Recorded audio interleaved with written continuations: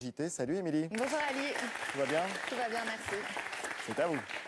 Bonjour à tous. Les Français pauvres. Hier, gare du Nord, à Paris, des milliers de voyageurs ont été impactés. On en parlera dans le journal. Et puis nous parlerons également de l'humiliation infligée par le Bayern Munich à Lille. Comme ça, maintenant, il faut digérer vite. Voilà, on sera calé tout à l'heure. Tout ira Évidemment. bien. On va mettre les pendules Et on à verra les l'heure. 6 buts du Bayern? Oui, on verra tout. Avec plaisir. À tout à l'heure Émilie. Un salut au public qui nous accompagne. Bonjour à vous. Babette Lemoine qui vient joindre le journal dans une... Hollande parraine les emplois d'avenir. Première signature ce matin de ces... Tout a commencé avec un incident a priori banal qui finalement a paralysé des milliers de personnes. Comment en est-on arrivé à une telle pagaille? Explication, Constance de Bonaventure. Et alors qu'il est, le trafic est de nouveau normal. Dans le reste de l'actualité, il y a ce rapport alarmant du Secours catholique.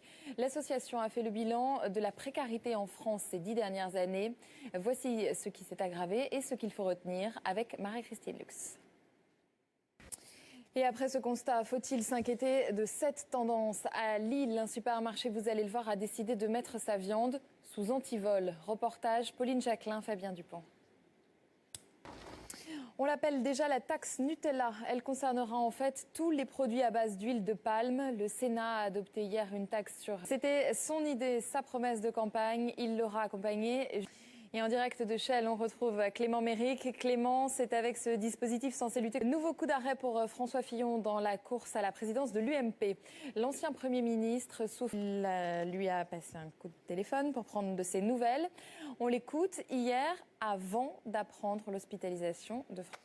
Et je vous rappelle que les militants de l'UMP voteront le 18 novembre prochain. Un mot du nouveau couac pour le gouvernement. Hier soir au Sénat, l'UMP... À l'étranger, au lendemain de la réélection de Barack Obama, c'est au tour de la deuxième grande puissance mondiale de désigner son nouvel homme fort. Le congrès du Parti communiste chinois va propulser aujourd'hui Xi Jinping à sa tête. Mais ce matin, le président sortant a mis le pays en garde contre la corruption. Julie Calderon. À la question « Que fait le président américain au lendemain de sa réélection ?» On reste aux États-Unis après les vents violents et la pluie. Maintenant, la neige. Décidément, New York n'est pas épargnée par les intempéries. Les sinistrés n'en avaient franchement pas besoin. Marie Meyer. Et l'actualité à l'étranger. Direction le Guatemala, la Grèce, mais d'abord la Turquie. Discipline de la Fédération française de foot. Et sur les images, vous allez voir l'arrivée de... Le foot encore, mais sur le terrain, Lille ne pouvait pas imaginer un épisode plus humiliant hier soir en Ligue. Le mot de la... Coréa, pas en France, bien sûr, ce n'est pas le moment, mais en Corée du Sud. Les étudiants que vous allez voir... Merci Émilie. Tout de suite, le meilleur... Oui. Quand même. À suivre dans le rapport annuel du Secours. 300 € l'aide au retour, 300 € par De Marseille est terrible. C'est terrible. Pour Donc, ça. vraiment, pour l'instant, on taxe. Pour ça non plus d'essayer de boucher le trou de la sécurité sociale. C'est pas ça. Écoutez. Monseigneur. Grâce à ce reportage.